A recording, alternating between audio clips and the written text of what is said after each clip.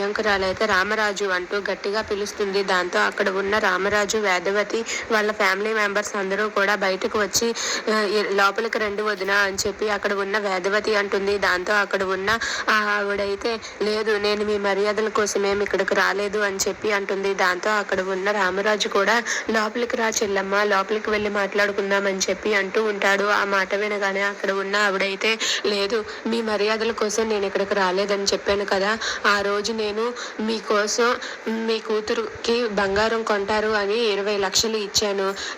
ఆ 20 లక్షలు తిరిగి ఇవ్వలేదు, అలాగని బంగారము కొనలేదు అని చెప్పి అక్కడ ఉన్న ఆవిడ అంటూ ఉంటుంది. ఆ మాట వినగానే అక్కడ ఉన్న రామరాజు అయితే ఒక్కసారిగా షాక్ అవుతాడు. తిరిగి ఇవ్వకపోవడం ఏంటి, తిరిగి ఇచ్చేసాం కదా అని చెప్పి అంటూ ఉంటాడు.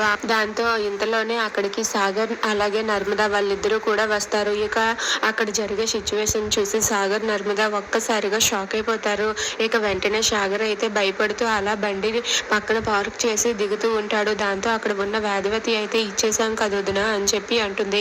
ఎవరికి ఇచ్చారు, ఎవడ అబ్బ సొమ్ము తిందామని మీరు ఇలా నాటకాలు ఆడుతున్నారు అని చెప్పి ఆవిడ నోటుకొచ్చింది వాగుతూ ఉంటుంది. దాంతో సాగర్ అయితే ఒక్కసారిగా షాక్ అవుతాడు.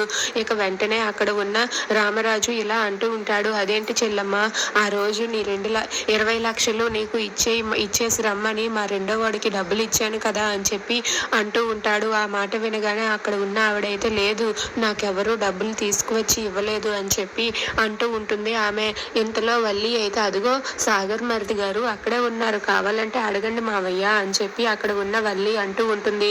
ఆ మాట వినగానే అక్కడ ఉన్న రామరాజు అయితే వెంటనే సాగర్ని అక్కడ చూసి రే రారా ఇలాగా అంటూ చాలా కోపంగా పిలుస్తూ ఉంటాడు. దాంతో సాగర్, నర్మదా వాళ్ళిద్దరూ కూడా ఒక్కసారిగా షాక్ అవుతారు. ఇక అక్కడ ఉన్న రామరాజు అయితే సాగర్ని పిలిచి ఆ రోజు నీకు 20 లక్షలు ఇచ్చి ఈవిడికి ఇచ్చి రమ్మన్నాను, నువ్వు 20 లక్షలు ఇవ్వలేదా, ఇవ్వకపోతే ఏం చేసావురా అని చెప్పి రామరాజు సాగర్ని నిలదీసి అడుగుతూ ఉంటాడు.